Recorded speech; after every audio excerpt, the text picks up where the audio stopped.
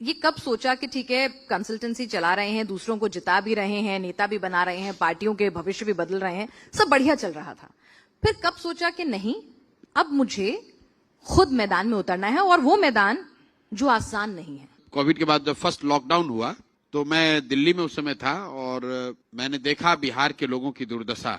लाखों लोग जो दिल्ली से और कई अन्य राज्यों से धक्का मारकर लोगों ने एक तरह से जबरदस्ती उनको लोगों ने घरों से निकाल दिया, और दिल्ली के सड़कों पर, पूरे देश की सड़कों पर बिहार के लोग मारे मारे फिर रहे थे। और तब नीतीश कुमार यहाँ मुख्यमंत्री थे और करीब 1.5 महीने तक नीतीश कुमार अपने घर से बाहर भी नहीं निकले। और हम जैसे लोगों ने कुछ कोशिश भी करी होगी उनको ये बताने समझाने की कि कम से कम बस तो भेजवा दीजिए, कुछ लोगों को भेजवा दीजिए कि हाँ लोगों को कोऑर्डिनेट करा लिया जाए, लेकिन कुछ हो नहीं पाया। और जो दुर्दशा मैंने बिहार के लोगों की देखी, उस समय मुझे ऐसा लगा कि जीवन में मैंने इतना कुछ संबंध बनाया है, इतने बड़े बड़े लोगों की मदद की है, इतना साधन व्यवस्था मेरे पास है, लेकिन आज जब मेरे राज्य के लोग इस परेशानी में हैं तो मैं उनको कुछ मदद नहीं कर पा रहा हूं।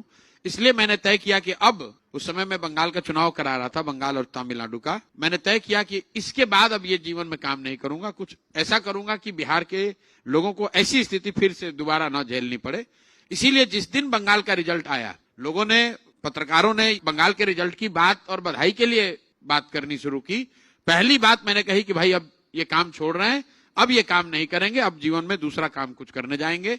और 2 मई 2021 को रिजल्ट आया था, उसी दिन मैंने इस काम को छोड़ दिया। 1 साल मैंने अपने लिए रखा ये सोचने समझने के लिए कि क्या करना है, कैसे करना है। उस दौरान बीच में कांग्रेस से भी बात की, लेकिन करना यही चाहता था कि बिहार में आकर शुरुआत करें। अगर कांग्रेस से उस समय बात बन गई होती तो कांग्रेस के लिए ये कर रहे होते।